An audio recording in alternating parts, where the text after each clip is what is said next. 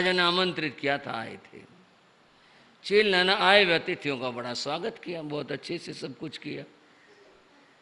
पर वो परीक्षा भी लेना चाहती थी कि भी देखें। जब भोजन की तैयारियां चल रही थी, साधु आ गए थे, बैठे हुए थे। चेला ने दासी को कहा, एक साधु को एक चप्पल उठा के लाना। वो ले आए, बोले इसे धो के साफ कर दे, इसको कतरन कर छोटे टुकड़े बना दे, इसको उबाल दे, और उसकी तो सब्जी ना बनवा दी उसने, कैसे किया क्या किया, और बोले ये भी परोस दे। परोस दी वो, उन्होंने जो है वो ग्रहण कर ली। जब खाना हो गया तो उन साधुओं ने कहा, किसी को कोई बात पूछनी हो तो पूछो। चेला बोले जी मेरे को पूछनी है। बोले पूछो। बोले मैं पिछले जन्म में क्या थी, उसको खिजाने के लिए कहो या कुछ। बोले तू कुतिया थी पिछले जन्म में। बोले अच्छा जी, हाँ। बोले फिर मैंने ऐसा क्या किया जो मैं महारानी बन गई। बोले ऐसा था, एक जगह बौद्ध साधु ठहरे हुए थे, वहां चप्पल निकला करते, और तू जो कुतिया के रूप में थी ना, तू वहां बैठा करती, उनके पाँव की धूल तेरे लग गई, तेरे को पुण्य हो गया, इसलिए तू महारानी बन गई। बोले बड़ी कृपा हुई जी मेरे ऊपर, तो आपकी धन्य हो, आपको बड़ी कृपा हुई, बड़ी कृपा हुई। उसने बहुत प्रशंसा की, दान दक्षिणा जो था वो दे दिया, चलने लगे। एक साधु के एक चप्पल नहीं मिली। वो कभी चप्पल कहाँ गई, राजमहल में से, और चप्पल इधर उधर हो गई। वो ढूंढी, राजा तक भी बात तक, राजा गुस्सा हुआ, बोले अरे एक चप्पल यहां से कैसे चली गई। वो बोले महाराज ये तो सर्वज्ञ, आप इनसे पूछ लो ना, आप नौकरों को डांट रहे हो, इनको पूछ रहे हो, उनको पूछ रहे हो, आप इनको पूछो ना सर्वज्ञों को, ये बताएंगे आपको कि वे चप्पल कहाँ रखी है, वहां से उठा करके दे दो इनको। राजा ने उनसे भी कह दी ये बात, महाराज वो आप ही बता दो कहाँ रखी है। बोले छोटी छोटी बात केवल ज्ञान में नहीं बताया करते, कोई खास बात हो, बड़ी बात तो बताया करते हैं, चप्पलों के बारे में क्या बताना होता है। टाल दी उन्होंने बात। चेलना बोले कहो तो मैं बता दूं। बोले चल तू बता दे, तूने छिपाई होगी। बोले वो तो साधुओं के पेट में है, कथा है बंधु। बोले वो तो साधुओं के पेट में, क्या बकवास करती है, साधुओं के पेट में। बोले सबके पेट में है। बोले कैसे है, क्या बकवास करती है। वो थोड़ी सब्जी बची हुई थी, बोले देखो ये बना रखे सब्जी, ये बची हुई है, बाकी इन्होंने खा ली, चप्पल गई इनके पेट के अंदर। ऐसी बातें होती रही, और तरह तरह की बातें, कथाएं इस तरह की हैं। और बंधुओं अंतिम बात यह है, एक समय आया कि जब राजा सैनिक चेलना के कहे अनुसार जैन धर्म में दीक्षित हो गया। उसे बहुत श्रद्धा हो गई, भगवान के दर्शन करके आया, भगवान के प्रति श्रद्धा हो गई, वह धर्म आराधन करने लगा, बहुत आस्था के साथ करने लगा, और इतनी श्रद्धा हुई जिसे हम कहते ना सम्यक्त, ऐसे उसके दृढ़ सम्यक्त हुए जो कभी विचलित ना हो सके, ऐसे दृढ़ श्रद्धा। कोई आदमी धार्मिक हो, अड़ोसी पड़ोसी भी कहने लगते हैं बहुत धार्मिक आदमी है, धर्म ध्यान करने वाला, अड़ोसी पड़ोसी भी कहने लगते हैं। पर राजा श्रेणी की चर्चा तो देवलोक में भी हो गई। यहां आसपास हो तो ठीक है, चलो कोई बात नहीं, देवलोक में भी हो गए। और इंद्र महाराज ने कहा राजा श्रेणी इतना दृढ़ धर्मी है, इतना यह शासन के प्रति भावना रखता है, इसकी सम्यक्ति इतनी सुदृढ़ है, कोई देव और कोई दानव इसको विचलित नहीं कर सकता। बोलो भाई, ये है बात, तो इसका नाम है श्रद्धा। देवता भी इसको विचलित नहीं कर सकता। ये बात इंद्र महाराज ने कही। दो देव बैठे थे बहुत सारे थे, वो आपस में बोले, बोल भाई ये इंद्र महाराज हैं, चाहे जिसकी तारीफ करने लग जाते हैं, बताओ ऐसी क्या बात है। आदमी को बदल देना ये कोई बड़ी बात होती है क्या?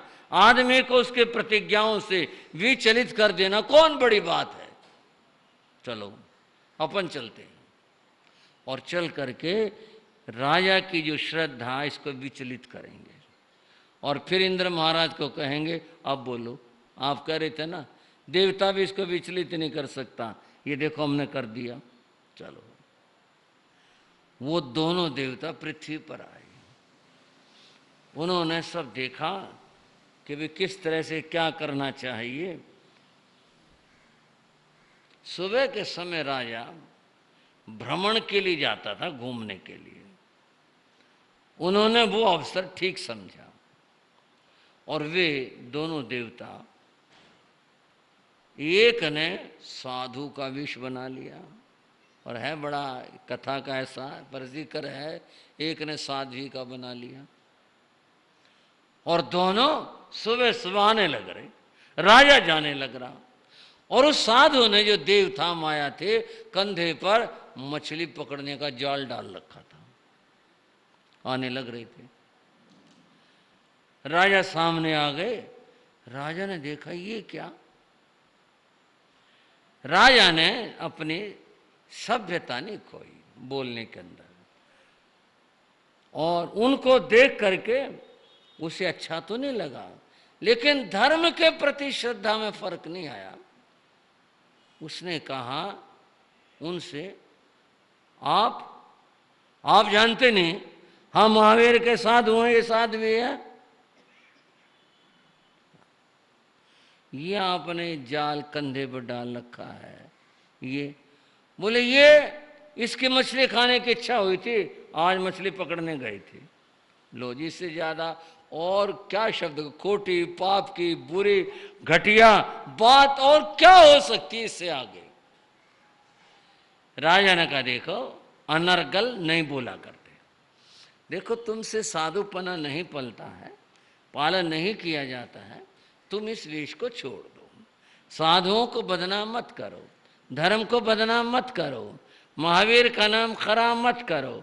तुमसे नहीं होता है, मैं तुम्हारी व्यवस्था कर देता हूं, तुम रह लेना, अपना जीवन बिता लेना, तुम्हारे रोटी का प्रबंध हो जाएगा, परंतु ऐसा काम मत करो जिससे किसी की श्रद्धा खराब हो और धर्म के प्रति लोगों के मन में अनास्था पैदा हो। ऐसा काम मत करो।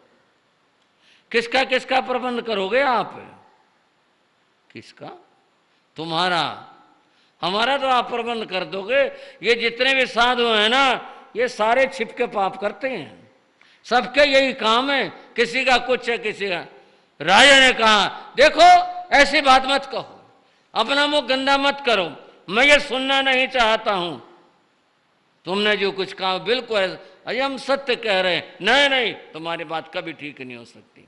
महावीर के तो संत और साधवियां हीरे और मोतियों के समान है, वो तो पल पल वंदनीय हैं। उनकी बात क्या, अगर एक व्यक्ति गलत हो जाए तो कभी जमात गलत नहीं होती। ये तुम्हारा है धर्म है। महावीर के साधु सभी उत्तम और श्रद्धा युक्त है।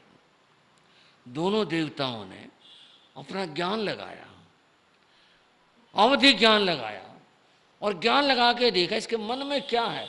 कैसा तो ऊपर ऊपर से कह रहा, मन में कुछ और हो। अंदर तक झांक करके देखा, पाया इसके मन में महावीर के प्रति पूर्ण श्रद्धा है, साधु साध्वियों के प्रति पूर्ण श्रद्धा। इसके मन पर कोई असर नहीं पड़ा। इस बात का जरा सा भी, हमें तो ये कह रहा है, लेकिन सबके प्रति इसके मन में पूर्ण श्रद्धा है। इंद्र महाराज ने जो कहा था वो बिल्कुल सच बात निकली। इससे ज्यादा और भ्रमित क्या किया जा सकता है? इतनी बात होने के बाद भी अभी भी ये साधुओं के प्रति श्रद्धा रख रहा है। उन देवों ने अपना रूप बदला, और रूप बदलते ही दिव्य देव स्वरूप में प्रकट हुए। राजा देखता रह गया, ये क्या हुआ? अब ये सामने कौन थे और अब ये क्या हुआ? उन्होंने हाथ जोड़े, हाथ जोड़ के बोले महाराज हम देव हैं। आपके इंद्र महाराज ने प्रशंसा की थी। प्रशंसा मेरी नहीं, प्रशंसा भगवान की, भगवान के शासन की, मेरी नहीं। आप सुनो, उन्होंने ये कहा था इनको कोई विचलित नहीं कर सकता, हम आपकी परीक्षा लेने आए थे, इसलिए हमने ऐसा ये सब किया। चलो और कहीं मत करना, किसी की आस्था खराब हो जाए, नहीं, हमने तो आपको ही देखना था। दोनों देवता बोले महाराज आपकी श्रद्धा को, आपके सम्यक्त्व को, आपकी भक्ति को नमन करते हैं। दोनों देवता बोले देव दर्शन कभी खाली नहीं जाता। कहीं देव प्रकट हो जाए, किसी को दर्शन दे, तो वो कुछ न कुछ आज के ज़माने में कहते हैं गिफ्ट, उपहार, कोई बात देकर जाता है। तो महाराज आपकी जो कोई इच्छा हो, कामना हो, वो बता दो, हम उसे पूरी करेंगे। मेरी कोई इच्छा नहीं, मुझे कुछ नहीं चाहिए, नहीं फिर भी कोई आपकी इच्छा हो बता दो, नहीं मेरी कोई इच्छा नहीं।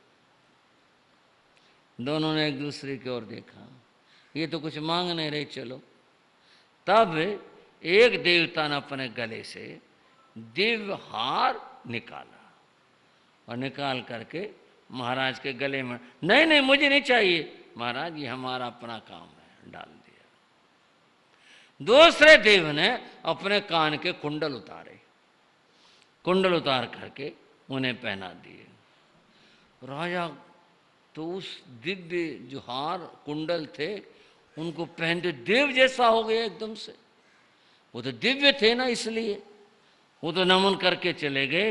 राजा लौट आया, मन में सारे रास्ते सोचता रहा, अच्छा सपना आया आज तो, बताओ है तो सामने की बात, लेकिन सपना जैसा हो गया। इस तरह वो आए, ये दे गई, ऐसी बात हुई। राजा महलों में आए, मौके के बाद चेलन आगे आ गई। चेलन देखा, बोले महाराज पहचाने नहीं आ रहे आज, कहाँ से क्या लाए हो? उन्होंने खुश होकर वो उसे दे दी, बोले ले तू ले ले, और रास्ते की घटना बता दी, आज ऐसे ऐसे घटना घटित हुई।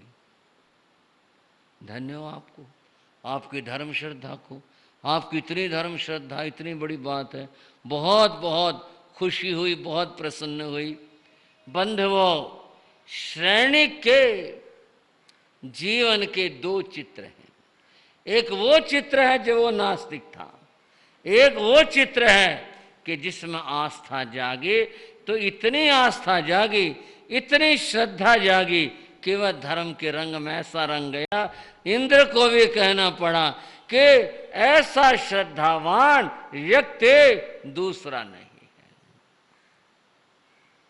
इतना श्रद्धावान, और फिर उसके लिए बताया कि वह नरक में जाएगा, कुछ इनमें राज है। बंधुओं, यह जो सम्यक्त होती है, जब ऐसे कर्मों का बंध हुआ होता है, कुछ समय के लिए चली जाती है, आ जाती है। ये सम्यक्त चिंतन का अलग से विषय है, जो जानने का विषय है। अभी तो यह है कि राजा अपने राज सुख भोगता हुआ और साथ में धर्म ध्यान करता हुआ इस तरह रह रहा था, और इसी क्रम में उसके 13 रानियों ने दीक्षा ले ली थी। ये घटना घट चुकी थी।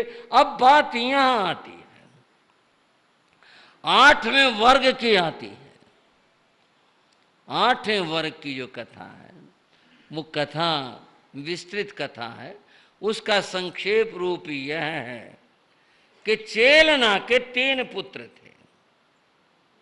चेलना के 3 पुत्र थे। जो सबसे बड़ा बेटा था उसका नाम कौनिक था, उससे छोटा हल था, उससे छोटा बिहल था। ये 3 पुत्र थे।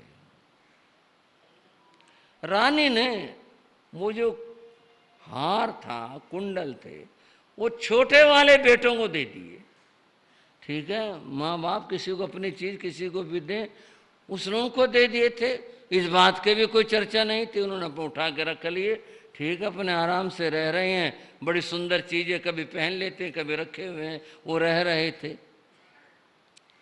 जो ये राजा का कहूं, रानी का कहूं, बड़ा बेटा था, कौनिक जिसका नाम था, ये प्रकृति से, विचारों से बड़ा क्रूर था। इसके मन में क्या विचार आया, हमारे पिता हैं राजा श्रेणिक, ये मरने का नाम ही नहीं लेते। ऐसा ही होता है, संसार है ये। बेटे भी सोचने लग जाते हैं कि भाई बूढ़ा जो है अब तो हम कहते हैं राम उठा ले तो ही ठीक है। मैं कोई बड़े बुजुर्गों का अवहेलना की बात नहीं कर रहा, मैं दुनियादारी की बात कह रहा हूँ। लोग बहुत ऐसे ऐसा कहने वाले, ऐसा सोचने वाले, यूं भी सोचने लगते हैं कि भाई ये मरे तो कमरा खाली हो। ऐसी ऐसी बातें भी दुनिया में सुनी जाती हैं। आप कहोगे बहुत ही धर्मात्मा होंगे वो। धर्मात्माओं की क्या कमी है, दुनिया है वह है ये सोचा करता कौन है कि भाई पिताजी मरे तो राज मुझे मिले, और जब तक ये बैठे हैं राज तो मिल नहीं सकता। कैसे हो?